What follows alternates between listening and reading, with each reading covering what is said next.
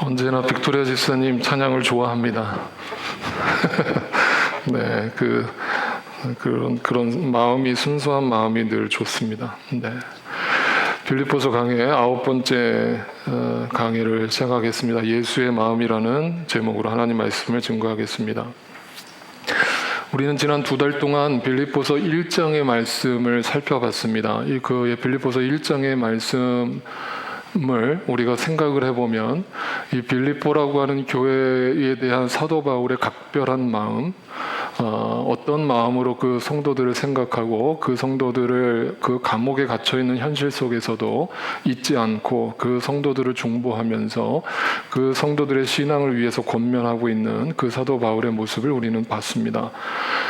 그렇게까지 하는 것은 단지 인간적인 노력이 아닙니다. 사도 바울이 내가 나름대로 사도인데 끝까지 비굴한 모습 보이지 말고 멋지게 죽어야지, 내가 성도들 앞에 체면은 차려야지, 이런 생각으로 했을 거라고 저는 추호도 생각하지 않습니다. 왜냐하면 사도 바울 머릿속에는 다른 게 돌아가고 있었을 겁니다.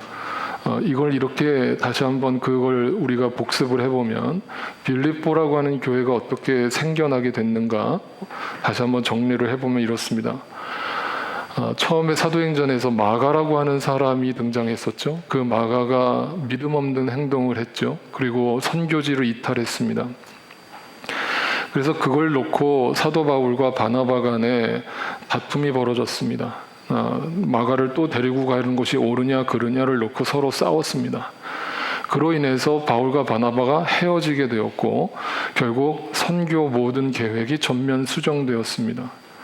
그리고 바울은 새로운 동역자인 실라를 받아들이고 그 실라와 함께 2차 선교 여행을 떠났습니다. 그런 가중에 성령께서 아시아로 가려고 하는 사도 바울의 계획을 무산시키고 그 길을 막았습니다. 그리고 또 가는 길에 성령께서 비두니아로 가는 길, 다시 안디옥 교회로 돌아오는 그 길을 또 막으셨습니다. 사도 바울은 이때까지만 해도 전혀 짐작할 수 없었습니다. 계속 막히는 겁니다. 그런데 그날 밤에 갑자기 마게도냐 사람, 유럽 땅에 있는 마게도냐 사람이 바울의 꿈속에 나타납니다. 그리고 자기를 도와달라는 요청을 듣게 됩니다. 그리고 사도 바울은 그것을 성령의 음성으로 받아들이고 최초로 어떤 유대인이나 어떤 크리스찬도 단 한 번도 유럽 땅에 복음을 전한 적이 없었던 그 계획을 실행하게 됩니다. 드디어 빌립보 땅에 도착한 그곳에서 성문 밖에서 자주옷 장사 루디아를 만납니다.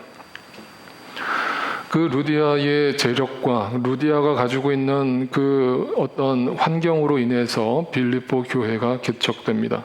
그 교회는 유럽 최초의 교회였습니다.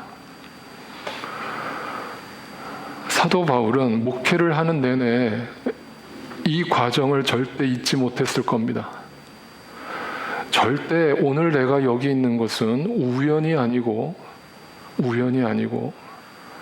하나님의 신실하신 계획 가운데 움직여졌다는 사실을 그는 철저하게 믿었습니다. 그러므로 자기가 개척한 그 교회 성도들을 바라보는 사도 바울의 마음은 그냥 우연히 만난 사람으로 취급할 리가 없습니다. 네. 하나님께서 보내주신 사람들이고 하나님께서 맡겨주신 영혼들입니다. 내가 감옥에 갇혀서 죽어간다 할지라도 절대 그 영혼들을 함부로 대할 리가 없습니다. 그 영혼들을 모른 척할 리가 없습니다. 사도 바울은 평생 동안 죽을 때까지 그 빌립보 교회를 바라보는 마음이 그런 마음이었을 겁니다. 그 마음을 생각해 보니까 오늘 이제 빌립보서 2장에서 얘기하는 바울의 이야기가 그 맥락에서 이해가 됩니다. 우리의 만남은 우연이 아니라는 겁니다. 네, 왜 웃으십니까? 네, 노래를 불러드려야 좋으시겠습니까? 우리 만남은 우연이 아니야. 네, 우연이 아닙니다. 근데 그거를 진지하게 받아들인 겁니다. 그래서 오늘 2장 1절은 이렇게 사도 바울은 그래서 감옥에서 빌립보 교인들한테 사랑의 편지를 썼습니다. 오늘 2장에서 이렇게 얘기합니다. 그러므로 그리스도 안에서 여러분에게 무슨 격려나 사랑의 무슨 위로나 성령의 무슨 교제나 무슨 동정심과 자비가 있거든. 중요한 단어는 그리스도 안에서라는 말입니다.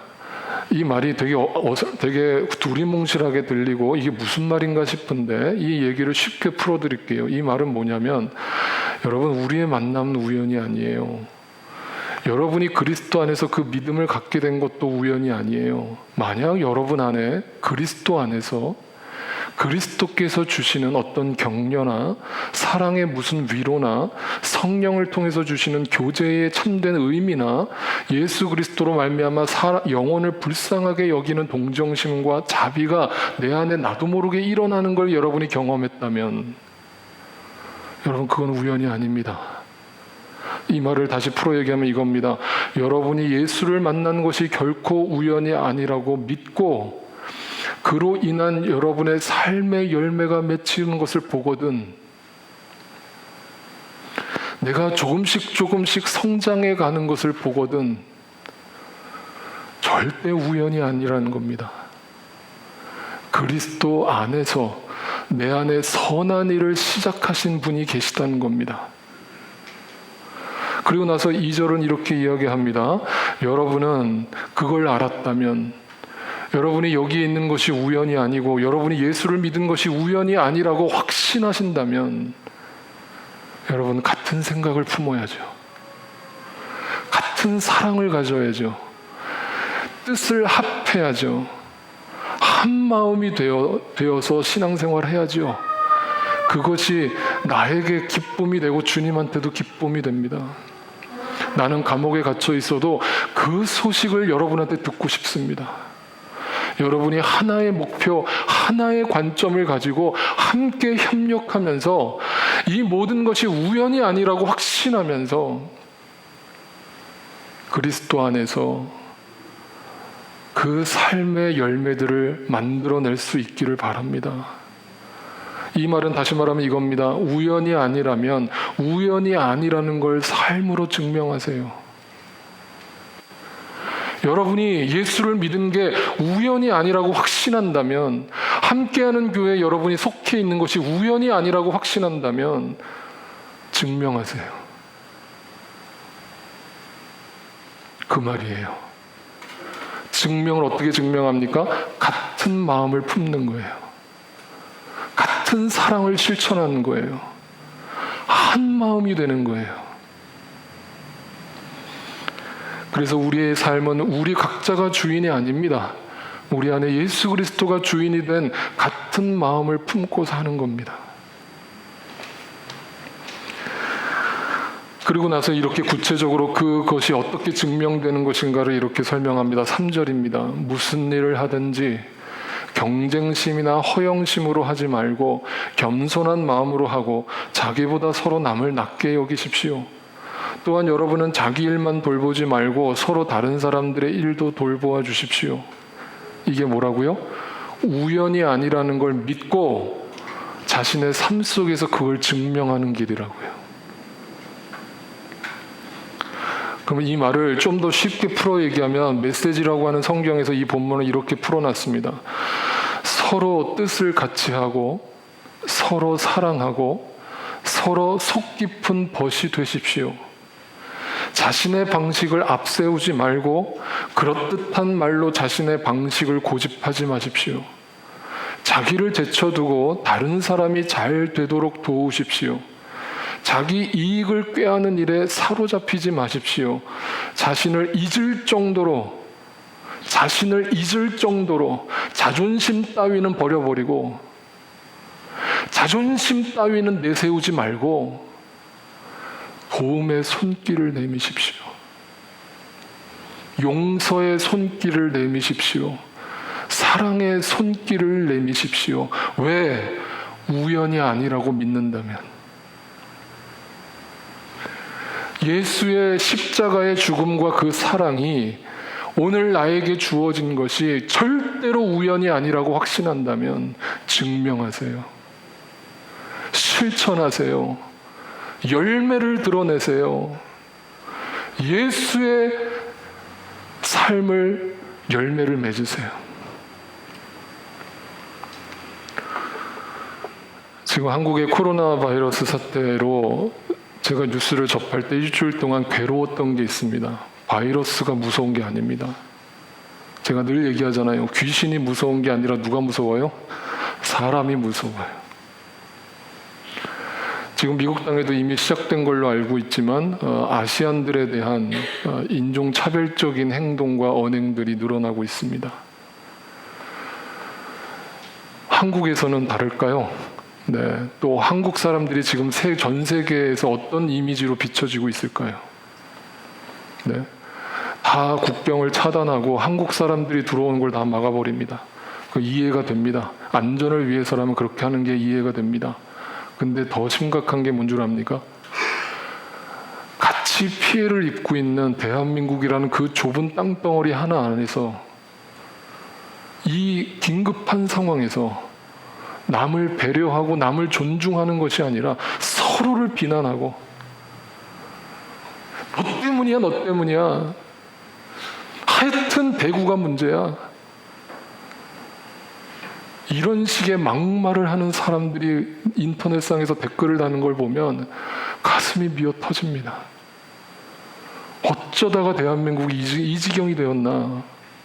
어쩌다가 이 위급 상황에, 전쟁이나 다를 바 없는 이 위급 상황에서 소위 속대 안 믿는 사람들이 그렇게 하는 건 제가 그러려니 합니다. 근데 크리스찬이라고 하는 사람들이, 여러분 제가 분명히 우리 교인들한테 부탁드립니다. 입으로 죄 짓지 마세요. 입으로 죄 짓지 마세요. 이거는 여러분이 의인이기 때문에 여러분한테는 이 병이 전염되지 않고, 전염된 사람들은 뭔가 죄를 졌기 때문에 전염된 상황이 아닙니다.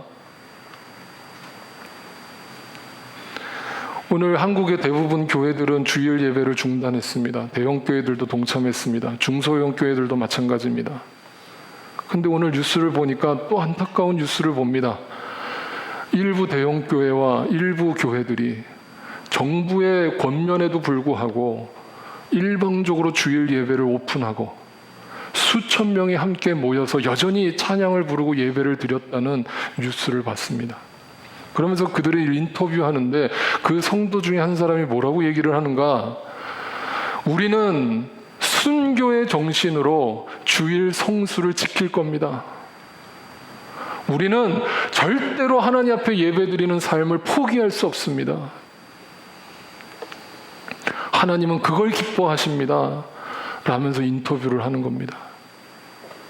제가 화가 머리끝까지 치솟았어요. 그걸 보는데.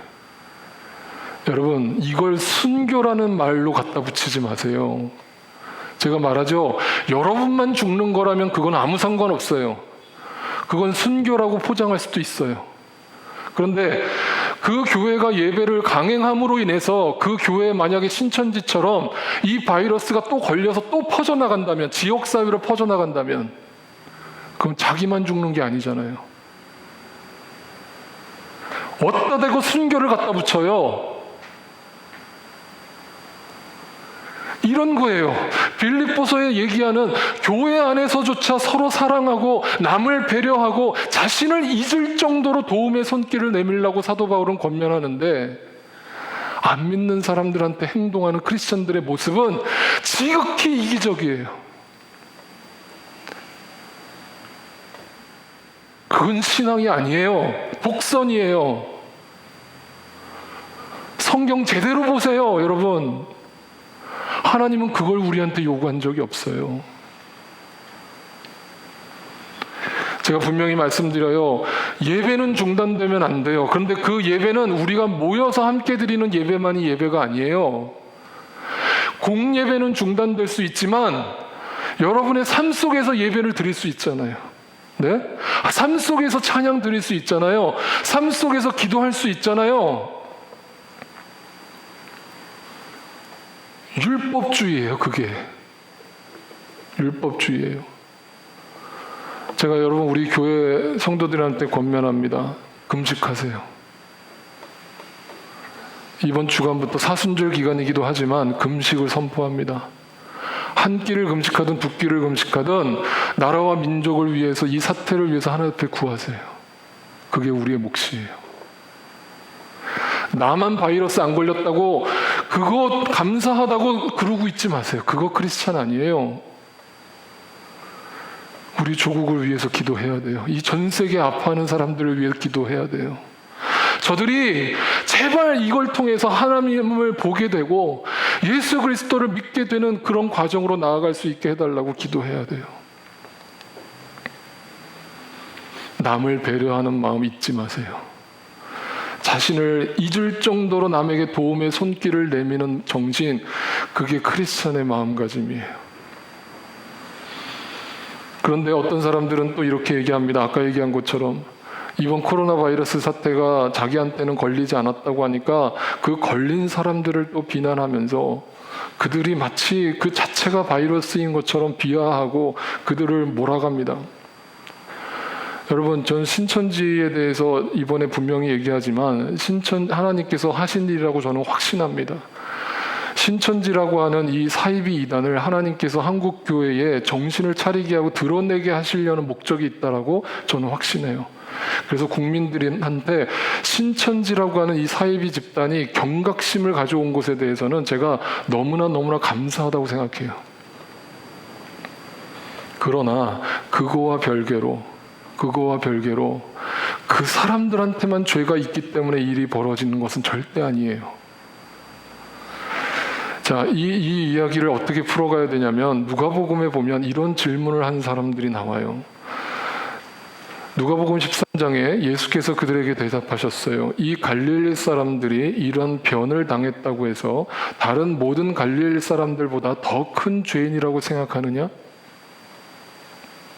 갈릴리 지역에 참변이 일어났어요. 많은 사람들이 죽었어요. 빌라도라고 하는 총독에 의해서 학살을 당했어요. 그랬더니 사람들 사이에서 루머가 막 도는데 아유, 저 갈릴리 사람들이 하나님 앞에 죄를 졌나 봐. 그러니까 저렇게 천벌을 받지. 아이고, 우리는 저런 죄인이 아니라서 참 다행이야. 근데 예수님이 말씀하셨어요. 너희는 더 큰 죄인이 아니라서 그 재앙이 임하지 않은 줄 아느냐? 또 실로암에 있는 탑이 무너져가지고 세월호 사건처럼 수많은 사람들이 죽었어요. 그랬더니 그걸 가지고 또 소문이 도는 거예요. 아이고, 저 사람들은 뭔가 죄를 졌기 때문일 거야. 예수님이 말씀하셨어요. 18사람이 죽은 그 이유가 예루살렘에서 다른 모든 사람들보다 더 많이 죄를 지은 사람이라고 생각하느냐? 결론이 뭔지 아세요? 이렇게 질문을 던져놓고 예수님이 말씀하세요. 아니야. 너희도 회개하지 않으면 똑같이 망할 거야. 잘 보세요, 여러분.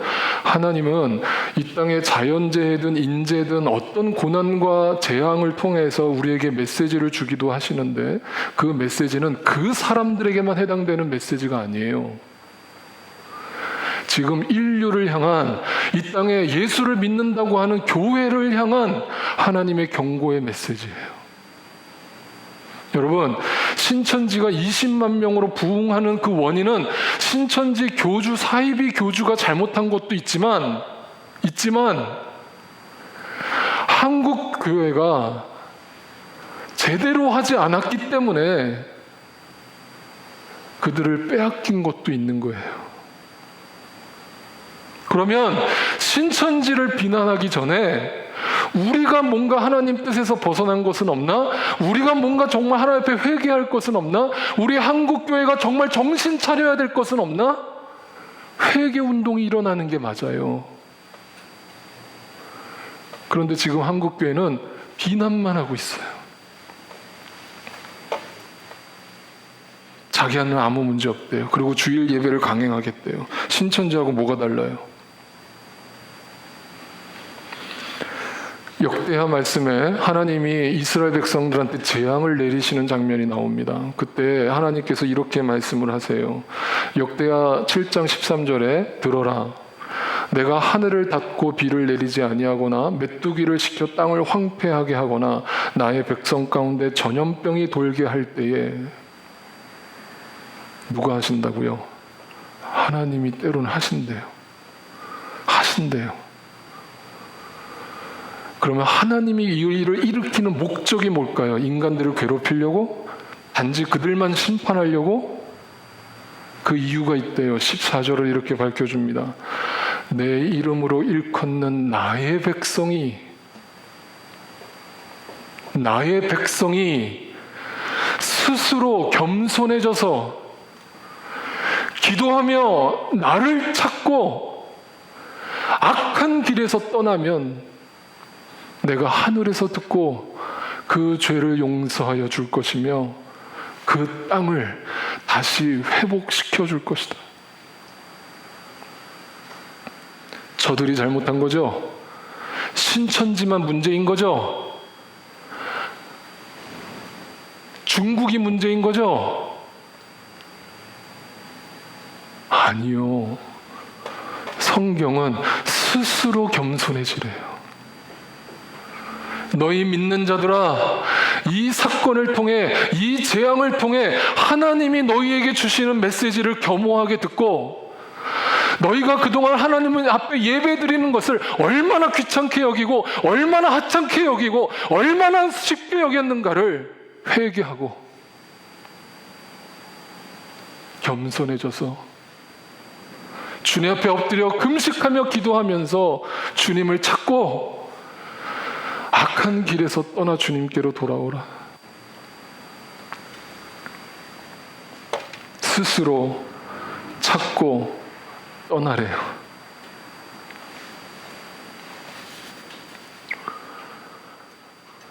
이게 오늘날 이 재앙을 바라보는 크리스찬들의 시선이어야 되는 거예요. 누구를 정죄해요? 누구를 정죄할 시간이 있어요 지금? 금식을 선포하는 이유는 나라와 민족을 위해서만 기도하라는 게 아니에요. 여러분 자신을 돌아보세요. 여러분 자신을 돌아보세요. 내가 크리스찬답게 살지 못한 것을 회개하세요. 내가 예수 그리스도의 복음에 증인된 삶을 살지 못했던 것을 회개하세요. 겸손하게 주님을 찾으세요. 주님께서 우리의 기도를 들으시고 이 땅을 회복시켜 주실 거라고 저는 믿어요. 이게 오늘날 이 땅의 교회들이 해야 될 우선순위예요. 주일 예배를 드리느냐 안 드리느냐 가지고 실랑이하고 있을 게 너무 유치한 거예요. 그게 본질이 아닌데 예배당 폐쇄했다고 예배를 못 드려요? 좀 성장하세요. 좀 다른 시각을 갖고 보세요. 유치한 생각을 벗어버리세요.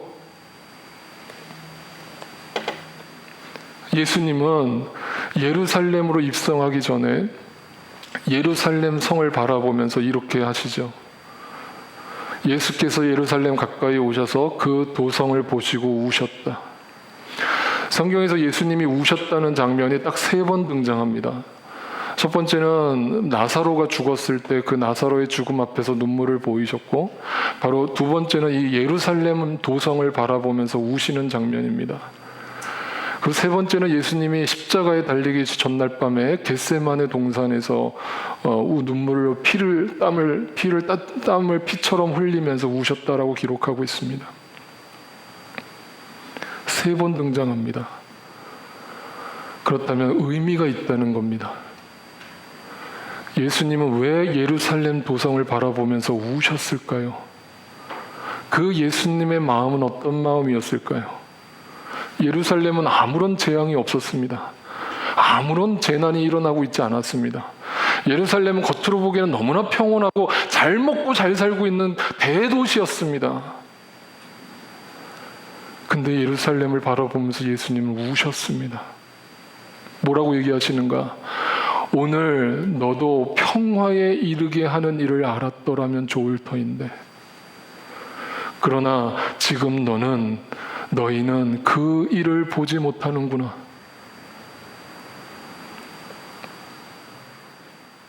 저는 가끔가다 이 말씀을 묵상할 때 예루살렘 도성이 보이려면 저 높은 곳에 올라가야 됩니다. 예수님이 혼자 저 산 꼭대기에 올라가셔서 저 아래에 있는 예루살렘 성을 바라보면서 눈물을 흘리시는 그 장면을 떠올려요. 그리고 저도 가슴이 뭉클해집니다. 예수님이 어디 그 예루살렘 성을 향해서 손가락질을 하며 정죄하며 비난하고만 있으셨습니까? 그들은 죄를 짓고 있는데도 모르는 겁니다. 죽어가고 있는데도 모르는 겁니다. 평화를 다 잃어버리고 자기가 만들어낸 평화가 진짜 평화인 줄 알고 착각하며 살고 있는데도 모르는 겁니다. 그들을 바라보니까 눈물밖에 나올 게 없습니다. 오늘 크리스찬들 한국 교회가 문제가 있다, 교회가 타락했다, 좋아요, 물질적으로 타락했다는 거 다 이해가 됩니다. 그런데 본질은 그게 아니에요. 본질은 그게 아니에요. 교회가 오늘날 타락한 가장 큰 본질은 뭐냐면 이 예수의 눈물을 잃어버린 거예요. 예수의 마음을 잃어버린 거예요.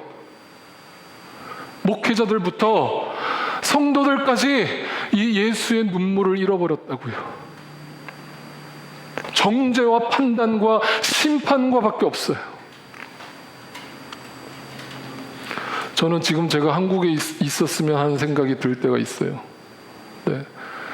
제가 재연자매한테 들었는데 우리 박성 교사님도 의사시잖아요. 그러니까 지금 대구에서 이런 일이 벌어지고 의료진이 부족하다는 뉴스를 들으시고 거기에 가겠다라고 얘기를 하셨는데 또 이제 미국에 들어오셔야 되는 상황 때문에 이제 만류하셨다고 얘기를 들었어요. 저는 그 마음이 이해가 돼요. 저라도 그렇게 하고 싶을 거예요. 한국 땅에서 전쟁이 일어나면 어디로 갈 거예요, 여러분? 네, 미국 안전하니까 우리 여기서 잘 살자 이렇게 하실 거예요. 물론 싸울 힘도 없다라고 하시면 제가 할 말이 없지만 조국이 전쟁에 취하면 어떻게 해야 됩니까? 가서 싸워야죠. 그들이 죽어가는 영혼들을 바라보면서 어떻게 이 예수의 눈물을 아는 사람이 그걸 바라만 보고 있습니까? 그 불길 속으로 뛰어들어가야죠. 그들을 한 사람이라도 건져야죠.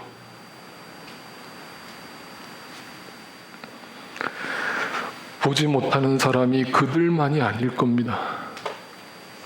우리 중에도 그걸 못 보는 사람들이 많은 것 같습니다.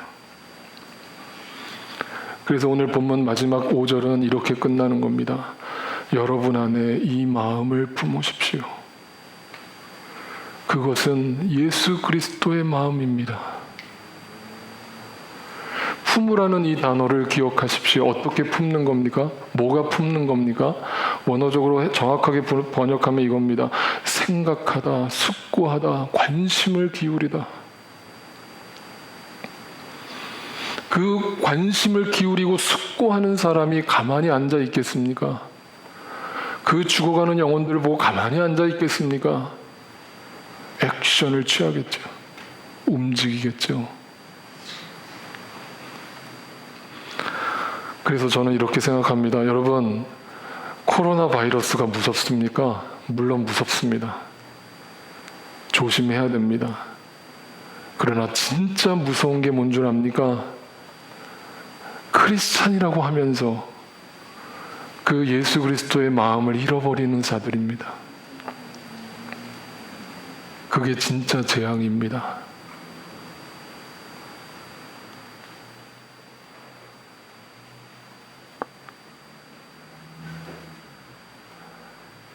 한 주간 동안 제가 계속 카톡을 통해서 여러분께 이것에 대해서 광고를 드리고 주의를 당부드리겠습니다.